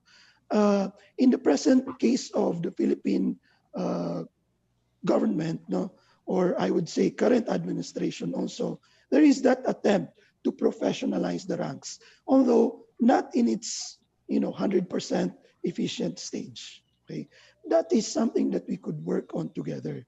But if we further cause the divide, yun medyo in a way, no, mako-question din natin yung ating mga sarili if we are really for peace, because we're putting barriers, no, against them in understanding our perspective, and against also us in letting them understand our perspective. That is my take.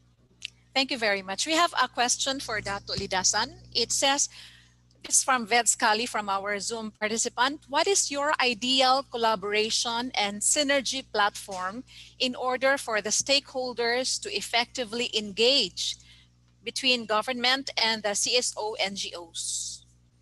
Well, the ideal platform should be community-based. There has to be an area where we don't just talk about principles or frameworks. No? There has to be an area where collaboration is defined. Like, for example, CSOs focusing on human rights, on health, on the identify a community, a barangay, or even a municipality where you can work closely with the local government units. Back in my experience, back in my work in the UN Multi-Donor Program, we created the Peace and Development Task Force, where certain special bodies in the LGUs recognizes the CSOs and the academe to be part of these special bodies. It's either the Peace and Order Council or a Peace and Development Council. So, doon, yung efforts, yung energies, no, may baseline, meron kang different programs, doon nyo pwedeng i-coordinate, no? Because I believe mas mahirap yung if CSOs just go in a particular area without coordinating with the LGUs, no, with the local datus. So parang instead of helping that community, it actually creates parang mistrust. No? So ganun. I think that can be, Kasi if all of us would identify areas, no, and pwede natin ma-measure a year from now, 5 years from now, and we have communities like that. No? We have communities that we've been supporting and working since 2000, and we're happy to say that these communities somehow progress. No? May mga areas of development. And yung youth na kausap namin before, ngayon part na ng government or part na ng CSO, even part na ng office. So my answer to that question in short is in practice, no? Not just in principles. Thank you very much. Another question, this is for Ms. Samira Gutok from Kalingalan, Kaluwang. The question is, how would you recommend engaging those not open-minded on peace, especially vulnerable groups like the youth? Kaya sila not open-minded kasi hindi nga sila open-minded for dialogue. So you find out those who they are open-minded too. Yung non-open-minded, may open mind sila sa ibang tao exclusively. They call it even the exclusivist approach kasi sa kanila eh. They respect certain individuals. They are encircled in certain thoughts and in certain thought circles. So it's good if we can find the bridge towards that thought circle and engage that respectable, credible personality that are linked to them, the non-open-minded. Thank you very much. We have another question for Attorney Sharif. What is your comment on the directionals or spirituals in the Quran and the Bible that makes us one in peace and progress? I think that is something that we could emphasize, no? Because both the Quran and the Holy Bible among our Christian brothers and sisters, or actually in general any faith at all, no, lahat yan into peace and progress. So we could actually highlight these provisions and look into the similarities. I am a Muslim by faith, and there's a specific verse in the Quran that actually encourages us to respect other religions. No, to your religion is yours, mine is mine, but we don't have to agree. That is something na kailangan constantly pinag-uusapan din among faith-based groups. No? Dahil itong mga bagay na ito could potentially be twisted and be used as, again, recruitment appeals among those spoilers of peace. That's what we always say. It's always okay to agree to disagree. Okay, another question from an anonymous Zoom participant addressed to Dato Lidasan. The question is, the reasons that we use to justify or even criticize the use of violent extremism are very general: poverty, injustice, lack of education. I think the better question is, what is the unique factor of violent extremism in the Philippines that we need to address, insofar as all the speakers talk about local context? Hence, the question should be, what is the local context or unique Filipino aspect of the issue of violent extremism? Well, it's we cannot say Filipino alone, because the context in the Bangsamoro is quite different. It has a color of identity politics. Either we are Bangsamoro or we are a Filipino. When we say yung issue on governance, issue on oppression, well, that's happening. That's the proliferation of firearms. Not unless we address these things, we could say at least the issue of violent extremism in this part of the globe or the region could be properly addressed. But discussing that will require the entire conference. I'm not sure if we can finish it in 5 minutes discussing it. But the local context, I should say, has something to do. The local context has something to do with identity politics, different communities, and the issue on access to resources. Okay, thank you very much. That was quite an interesting question. And as you said, it would need a longer time to answer that question. Here is another one for Ms. Samira from Vedskali, one of our Zoom participants. Given the feeling of insecurity that ATA poses, what protection mechanism do you suggest to be given to the ordinary people? And who or what agencies could best provide those protection mechanisms or structure? Not CHR lang. You cannot just work with CHR or DILG. And we know that that's why nga napakalakas ng federalism discussions natin for the past decades is how do you federalize even protection, security? How do you provide more scholarships to our indigenous peoples, the vulnerable sectors who should claim, no? Those detainees that need assistance na napakatagal nang hindi na ikorte, nasa ano pa rin sila, detention, wala pang legal aid, nasa PAW. At yung PAW, public attorney, cannot deal with all these cases. And that's by experience that anti-terror victims in jails dyan in Muntinlupa are even calling out for PMs kasi nga they need legal aid and they need good legal aid which is costly. So prevention of being identified is really something for me very important towards conflict, towards being arrested, towards being detained. Dapat preventive na tayo. So kaya sa akin po talaga yung bayanihan in terms of legal knowledge, dapat po pa-lecturein na natin yung police sector sa atin, pa-lecturein na natin sila sa communities natin here in our barangays in BARM and Mindanao. Quick response team, something that I post to some National Commission of Muslim Filipinos kasi sila ang may budget dapat, CHR, na quick response dapat po kung may masasuspetsang maaresto. What happened in the San Andres, no, raid in Manila was that the community themselves vouched for the couple that hindi po ito mga drug dealer or mga what the police were accusing them of, no?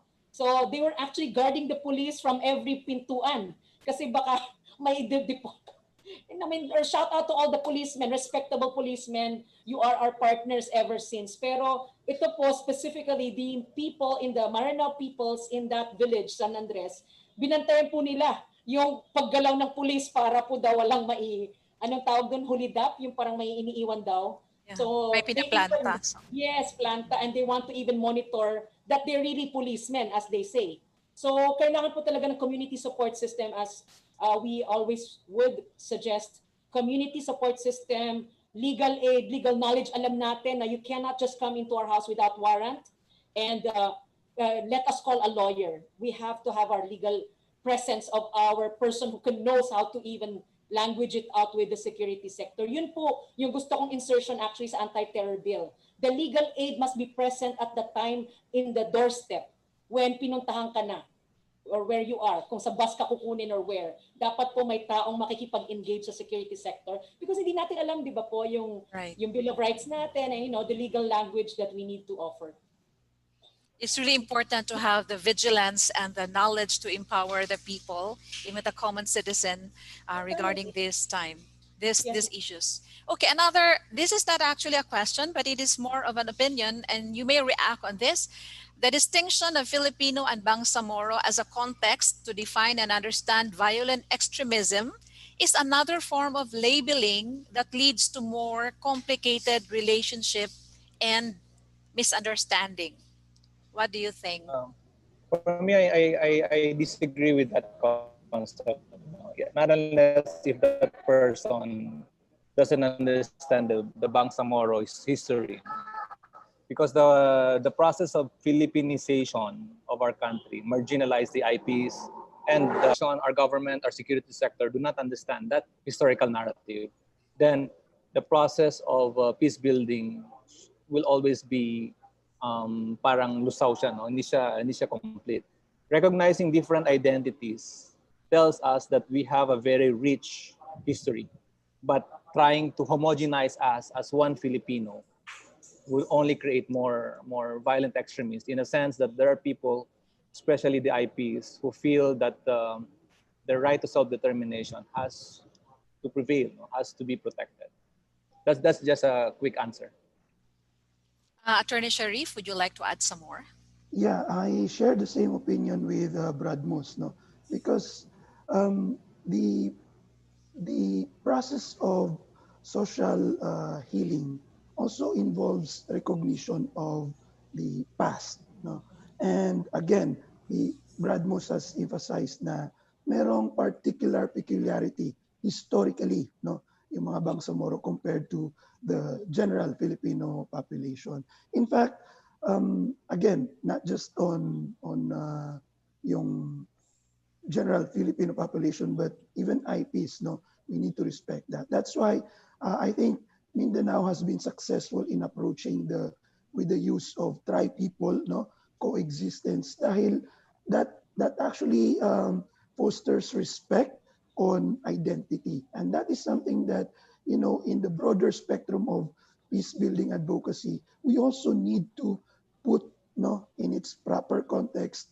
and as a foundation of any peace building program. Kasi kung isipin natin na it is to be seen as a divide, no, I don't think we will foster unity when there is no diversity in the first place. No. Thank you very much. We would like now to ask for your closing message. That was our last question for now. So Ladies now let's first. proceed to the closing message. Ms. Gutok Tomawis, would you like to start? Our children who we leave behind as the successor generation must be part of the conversation. They are why we are working on this passionately with compassion. And in a multiply diverse society, multiply burdened by various disasters and crises, and this COVID, actually this COVID pandemic has given us, Mindanao, Visayas, Luzon, the time to reflect and support each other in this bid, in this dream, that this archipelago will be connected not just by Philippinization, a project which has failed, but really the diversification of the dreams that would lead to one goal of peace. And that shared peace will actually be also defined and accepted by our Luzon counterparts. It cannot be our Mindanao Peace Studies Conference talking alone, but we need to talk first amongst ourselves and also respect the processes from amongst us, the Bangsamoro, and indigenous peoples who are finding yet the democratic platform spaces, conversations, defining, labeling, that journeys are still ongoing to even note the LGBT struggles. So these are things that are happening, still to happen even, and we cannot push forces, we cannot push it to be forceful at its pace. It has to be at its pace. So this conference will actually be a jump start. It is a jump start. It's connecting all the past to the present and towards a future. Thank you po. Maraming salamat po, Ms. Tomawis. Who would like to go next? Let me go ahead of Sure. Brad Moss. Yes. In my case, I am really amazed on how many of us are into this advocacy on peace building. I clearly remember how we started in January 2020 of this year with the Our Mindanao Summit. Again, that also brought a lot of peace builders and peace practitioners across Mindanao, and some even came from Luzon and in Visayas. And now we are capping off the year with this Mindanao Peace Studies Conference, despite the challenges of the current pandemic. And this, gives us more hope that really we could, continue to turn the loop, right? Because in the process of working for peace and protecting our order, not just in Mindanao, but the entirety of the Philippines, we recognize that this should be a collaborative effort. And looking at the presence of the multi-stakeholders audience of this event, nararamdaman po natin, no, kung gaano karami ang desidido tumulong dito sa advocacy na ito in protecting and preserving our peace. But we also need to recognize na ito ay hindi lang responsibility of a particular sector of the government or a particular group of people in the society, as and we continue to emphasize over and over, no? Not just the government, it's also the duty of the civil society, it's also the duty of the academe or the media, and importantly, on looking at the age, no? Kanina sinabi ni Ate that the youth should really be involved. But as we try to involve the youth, we We don't want to emphasize and actually give the impression that the adult groups are no longer useful, right? We need to learn from the wisdom and experience of our adult groups because that should keep us more progressive, no? Paganda ng paganda pabuti ng pabuti, no? Getting better and better yung approaches natin in, this advocacy. At the same time, parallel to this, we need to recognize that these spoilers of peace would also evolve. Okay, in time they would also probably morph into something else. They would probably be named differently, not violent extremism, maybe not terrorist, but a different term. But we should be prepared for it. Okay, that's why it's very important to again continue asking questions, continue discussing, and not just put the discussion, the ideas in the discussion table, but also put them into action. Co-create responsive interventions with the community. Okay? Because ultimately, it is the community. It is us at the community level who experiences the daily grind, no, in this particular concern. Again, thank you very much for facilitating this kind of platform. We hope that we could continue to collaborate and respect each other's niche, no, in this broader peace building advocacy. Maraming salamat po. Thank you very much. And we would like to listen to Dato Lidasan. Okay. Once again, thank you so much, organizers, Father Saturnino Orius University, to the moderator, to my co-panelists, si Sam, si Attorney Hexan, and to all the participants in this conference for giving us the time to listen to our views, no, and to share with you our experiences. My message somehow parang a reverse engineering of the whole process. The violent extremism, for me, will always be there. The threat of violent extremism, if, as I mentioned, there is injustice, there is oppression, there is a lack of governance, and even before 9/11, the issue of violent extremism here in the context of Mindanao happened. We have the Pangsabil, the Joramentados, after the killings in Jolo, in Maguindanao, in Lanao.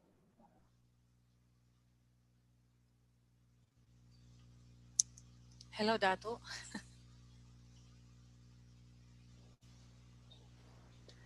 We're waiting. Parang nawawala yata. Yes, ma'am. Hello, Dato Lidasan. I think his bandwidth is too low. Okay, we would like to thank our speaker, our keynote speaker, and our two reactors for this very fruitful morning. And just a short synthesis on what you have just said. Some important points we have to remember in this session: that there is a call to define what violent extremism is, because that makes a lot of difference if we know its definition. And violence is not a solution. Definitely, we have to be prepared to the new forms of peace spoilers that will come, that the work for the youth should be translated in their own language. We have to hit their vibe so that peace will make sense in their level. Peace advocates should not talk among themselves only, among ourselves only, but we should also talk to the extremists. And the challenge now is how to make that happen. As Ms. Samira Gutok Tomawis earlier said, to face peace is to face the enemies. Put different perspectives on the peace table. That will trigger critical thinking among the people. And finally, this quest for peace could not be done by one single organization, because it is a shared responsibility. It is a collaborative effort that needs a responsive intervention. Thank you very much to our resource persons for this morning, and we would like to express our gratitude to you through our certificate of appreciation. The text reads: Father Saturnino Urius University, in partnership with Deutsche Gesellschaft für internationale Zusammenarbeit, GIZ, presents this certificate of appreciation to our speaker, for the invaluable service and contribution as speaker or reactor in the webinar session on the challenge of peace building in the face of violent extremism during the Mindanao Peace Studies Conference 6 with the theme Peace for Mindanao in the New Normal, given today, 23rd of November 2020 at Father Saturnine Urius University, Butuan City, Philippines. Signed, Gunil Chutala Roof, Principal Advisor, UCAP, GIZ, and Reverend Father Randy Jasper Siochige, Vice President for Academic Affairs and Research, FSUU, and Reverend Father John Christian Yu Young, President of this university. The soft copy of the certificate will be emailed to you as soon as we can. Thank you very much once more. Daghan kaayong salamat to our sharers of peace this morning for sharing our space for peace. And this is your moderator, Rochelle Valencia from FSUU. Let me turn you over now to our facilitator, Ms. Arlene Floreta, for the evaluation link and some more announcements. Thank you so much, Miss Rochelle. Og daghan kayong salamat. Maraming salamat po. Dato Lidasan, Miss Tumawis, and Attorney Sharif, and everyone for joining us this morning. We could see that our participants are not only coming from Caraga. There are also participants who are coming from Cagayan de Oro City, Davao City, Bukidnon, North Cotabato, Zamboanga City, and there are also those coming outside of Mindanao. There are participants from the Visayas. There's one from Iloilo City. There are also participants from Luzon, especially those who are coming from UP Diliman, Angeles City, University Foundation, and University of Santo Tomas. Mayong buntag, daghan kayong salamat for joining us. Before we end our session, we would like to invite you to the Intercultural Forum that's going to happen this afternoon at 1:30. On the other hand, to receive your certificate of participation, please answer the evaluation through the QR code or link shared in the chat box and in the comment section for the FB and YouTube participants. So the QR code is also flashed on screen. Kindly take note of that.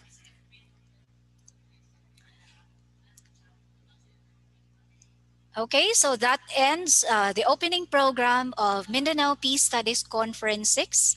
We would like to acknowledge the lead partners of this, Father Saturnino Urius University and Deutsche Gesellschaft Internationale Zusammenarbeit, or GIZ. Thank you everyone for your active participation. We hope to see you in the next sessions of this conference. This has been Arlene Floreta from FSUU, your facilitator.